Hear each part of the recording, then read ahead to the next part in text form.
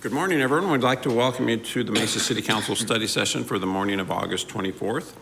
All of our council are present except for Councilmember Duff, who is out of town, and Councilmember Spilsbury, who's at another meeting, and so both of them are excused. Item one on our agenda this morning is to review the agenda we have for our August 28th regular council meeting. Mr. Brady, are there any staff presentations on anything on the agenda? No, Mayor. Thank you. Council, I know we have some questions and comments on items on this agenda. Who would like to start? Mr. Summers. So item 6A, Mountain America Credit Union Mesa Branch. This is part of a larger development that was approved by council back, I believe, in 2020 or 2021, looks like. It's actually a high quality development on Power Road, roughly Ray Road, and includes several elements. I was hoping to get an update on the other portions of the element, Main Street Hotel. There's a residential component as well going with this. And Mayor, just for your, so you could geographically locate this, this was the Ecstasy that you had breakfast on before a meeting. Trust me, I know exactly where this is. Yes. So, That Ecstasy is incredibly popular in the district. Good morning, Mayor. Good morning, Council. Good to be here. So, as Councilmember Summers has indicated, Gallery Park's approximately a million square feet mixed-use development, approved really before the pandemic is where most of this negotiation took place. So, as you can imagine, things have twisted and turned a few different ways. But let me introduce Jose Pombo from Vivo Development. Vivo's a quality retail developer here in the city or the region, if you will. City, not Mesa.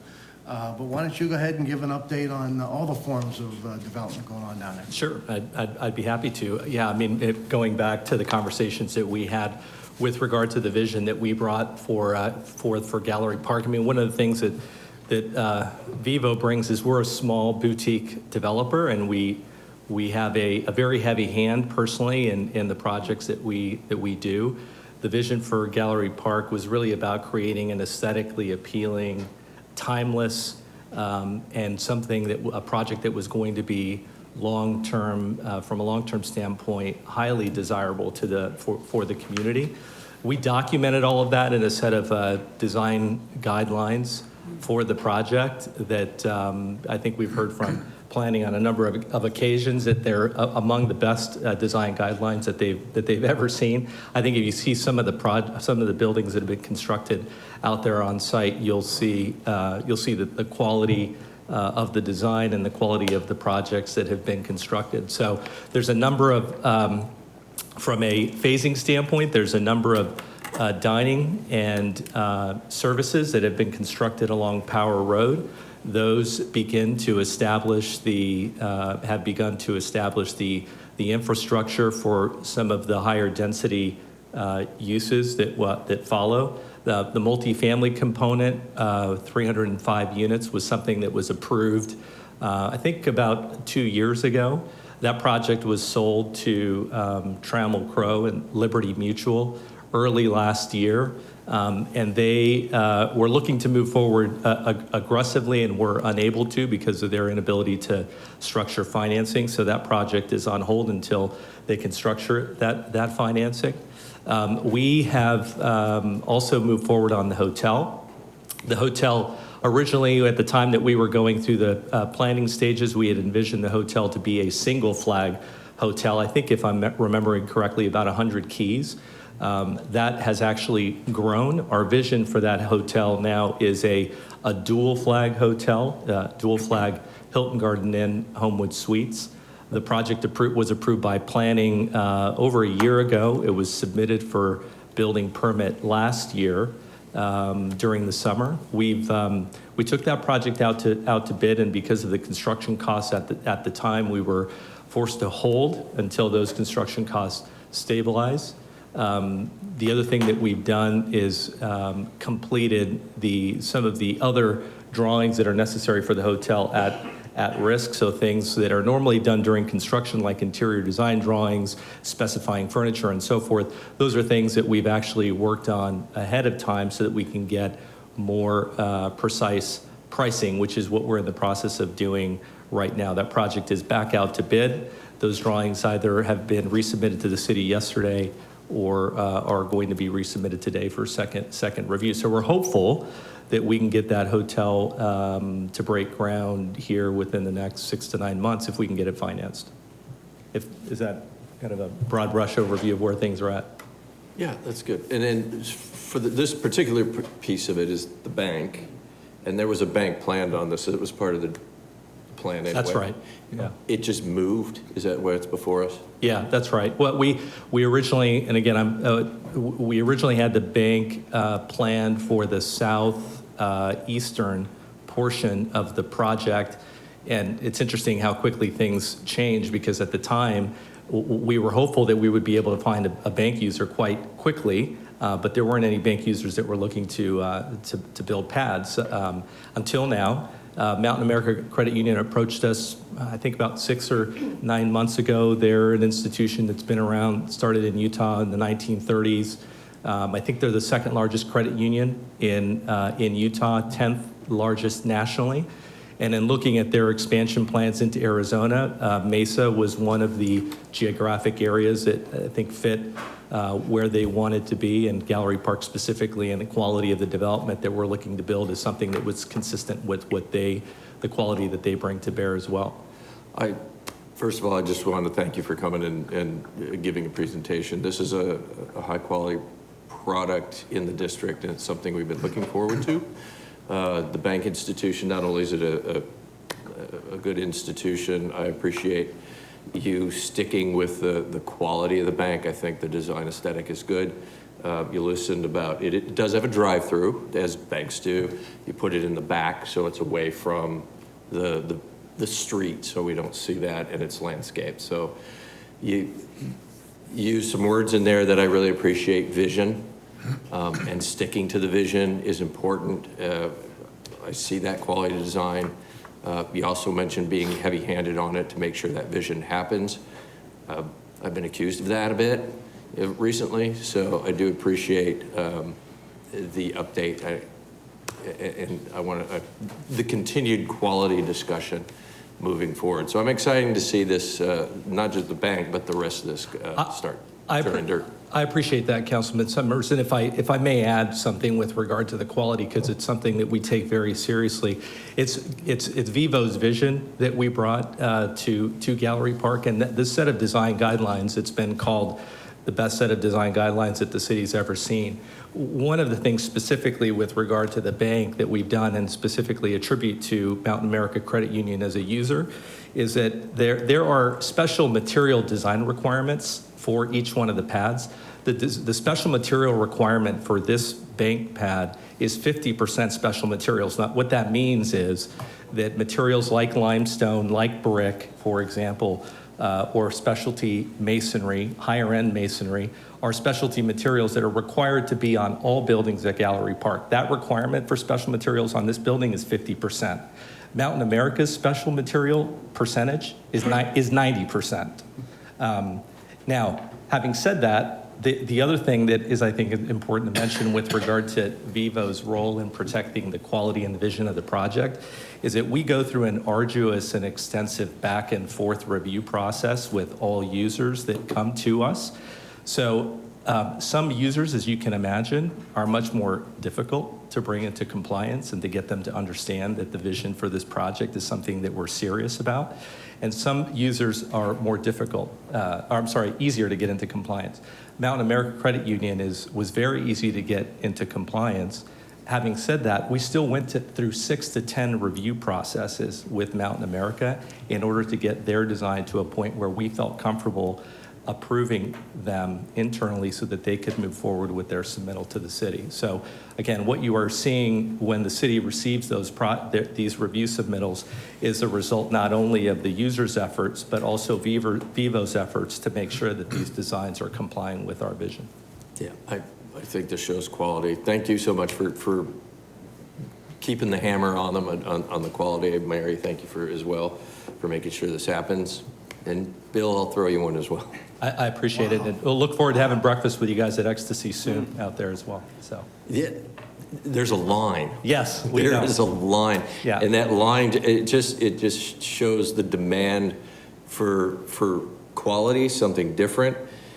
People really do want to have the opportunity to sit down at a restaurant with their family and not just drive through. So I think you're capitalizing on that pent-up demand that's in the district. So Great, thank you. fantastic. Thank you. That's all. I have a comment and question. Thank you as well for your vision and for your design guidelines. This is a high-quality development, obviously, and we appreciate you bringing it to the city of Mesa, and so do our constituents. I have one question in this report. I see that per the ordinance, 13 parking spaces are required, but you're proposing 32? Is that, can I just ask why? Yeah, thanks for pointing that out. Let me back up a little bit. One of the things that we have been doing strategically, so if you take a step back, if you look at the uses that have been constructed on site, so if you look behind Ecstasy and you look behind Panera, there's a large parking field that's been constructed that's not necessary to support the parking for those uses that are along Power Road. The reason why we've done that is as we move forward with these phases, we are front-loading the infrastructure and the necessary components, utilities, et cetera, in order to improve the future viability of Main Street. So for example, that parking's not necessary for the restaurants, but it is necessary for Main Street. And so Main Street is going to be, higher density projects are much more difficult to get financed. We're taking a long view, trying to make the financing of those projects a bit easier by constructing some of those utilities and some of that infrastructure ahead of time. So in the case of Mountain America Credit Union, it's partly the case as well. There are future office uses that will, and there's a cross-parking overlay that will be a part of Gallery Park. And so whenever possible, we build as much parking as we can manage to build with each phase. So in this case, if only 13 spaces are required, we built quite a bit more than that in order to support and make easier some of those future infrastructure requirements. Okay, that makes sense to me, because my position is less is more. I mean, we're overparked as it is, so, but if it's to accommodate future development, I understand that. As long as we're not overparking the Sure. area. Great. And because this is obviously pedestrian friendly, it's a place, you've made Yes. a place that people want to walk around, and so I think, we don't want to overpark it. Mm-hmm. Thank you for your question. Thank you. Mr. Freeman. Thank you, Mayor. So thank you for doing this. My district is way a ways from this District 6 here. But when I drive out there, I can see all the retail and commercial business across the street from our neighboring community. But this is important for this site to be developed and, for the city of Mesa. What I need to understand is some time ago we did a council use permit on the overlay zoning. Can you remind me what the CUP was at that time? Do we know what Evan or Sure. Mary? Well, I'm happy to answer. I don't know. If you like. I can't remember what we approved or what the council use Well, I think permit there might, entailed. yeah, Councilman Freeman, the council use permit was mostly for the residential component. I think that there may have been a couple of other smaller items in the approved zoning that I'd have to go back and look, but it was mostly for the residential zoning. I think that there is an overlay AO because of the proximity to the airport. There are AOA zones 1, 2, and 3 that are located there. We had a basically there's a diagonal line that goes across Gallery Park, and we had a very small corner of that line of the multifamily component that crossed over into the AOA 2 zone. Right. And so that council use permit was partly for allowing residential within that zone. Okay, I just need to be remembered on that. Sure. So I know that was a couple of years ago, or it's been some. Too many years ago. Yeah. I think 18 or 17, if I'm not mistaken. Well, I'm sure we look forward to this development. It'll be very compatible with the existing area and something that I'll look forward to going out to Ecstasy, I guess, to have breakfast. See you there. Great, well, yeah, I'll add in the commercial for Eggs to See. It's a great place. And it's fun to see Mountain America Credit Union. A week or two ago, I would have told you I've never heard of the place, but now it's Sun Devil Stadium. I was going to say, there's Yes. a stadium named after So it. this is, They're going big. yeah, Yeah. they're obviously very committed to the area, and so that'll be fun to see them. And I think we're all, again, not quite as anxious as you are, but we're anxious to see this continue to come online. It's a prime location, and we're very excited about it. Thank you very much. Thank you. You bet. Other questions on Monday's agenda? Mr. Freeman? Yeah, Mayor, I'd just like to share on 7B, Mesa Drive Apartments. That's the old Mesa General Hospital site.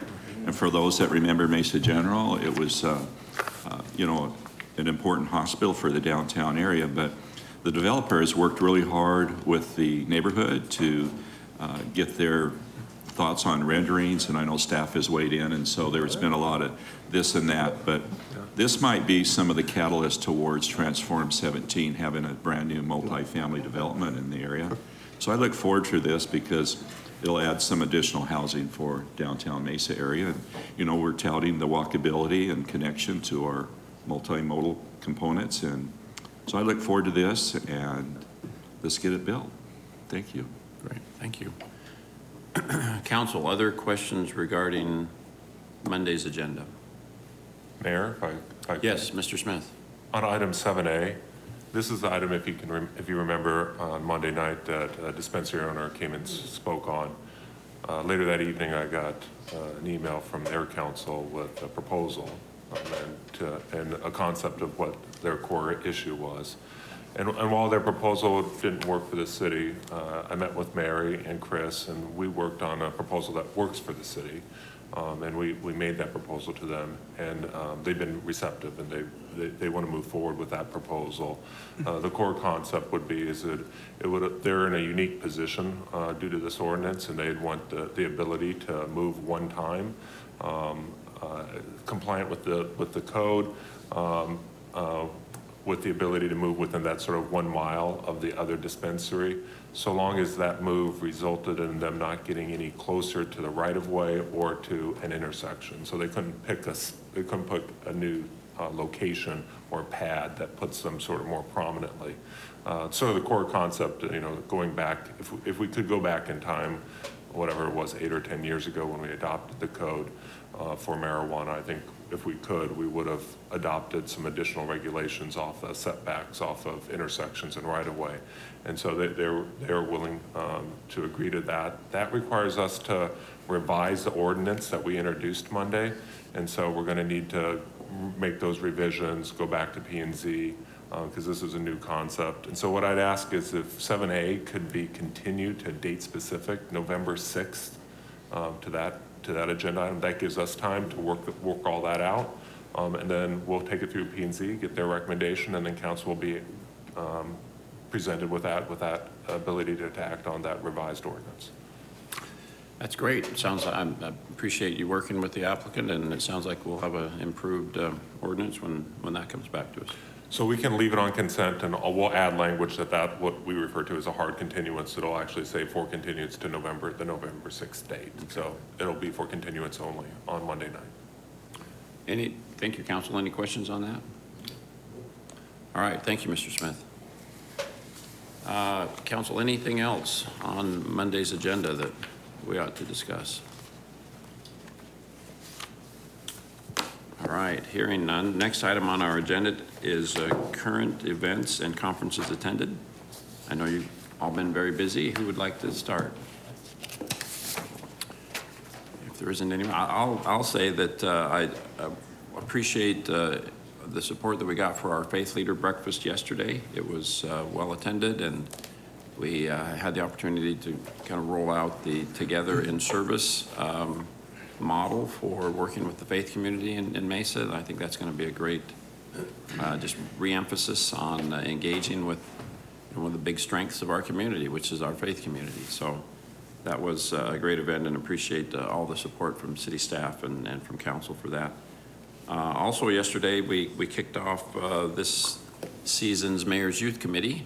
Had a great group of kids from all the high schools in Mesa that are very excited to learn more about the city, and I appreciate as always, the staff's support for that. It's a great opportunity to get feedback from young people in Mesa. And a lot of the ideas that they share with us, we incorporate into the way we do things around here. So looking forward to working with a new group of high school students this year. Council, anything else to share on items, current events? Yes, Mr. Summers. Mayor, you missed one. We also had the Chamber of Commerce dinner hosted by, obviously, the Chamber and Sally Harrison.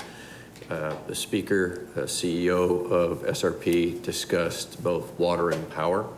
And it was great to hear what SRP is doing to ensure the water and power future for our community and address the shortages. I spoke with them afterwards. They do have available staff who will come out to community meetings. If you ever wanted to invite one to community meetings, they'll send them out and discuss what their projects are. They're happy to do that. So. Thank you. Yes, Mr. Pratt, the new CEO of SRP, has been to Mesa a few times in the last few weeks, very engaged in working with the customers, and they are our major, with the exception of our own electric utility, they are what keeps the lights on in Mesa, so we appreciate the strong partnership we have with them.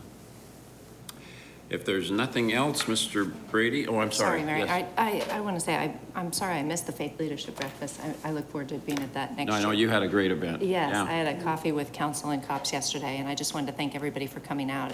We had a great turnout, and a special thank you to Commander Rash and Don Blake for helping to organize that, and all the officers who came out. I stopped counting, so I was really appreciative of them coming out and engaging with the public in an informal setting like that, and I think they had a good time.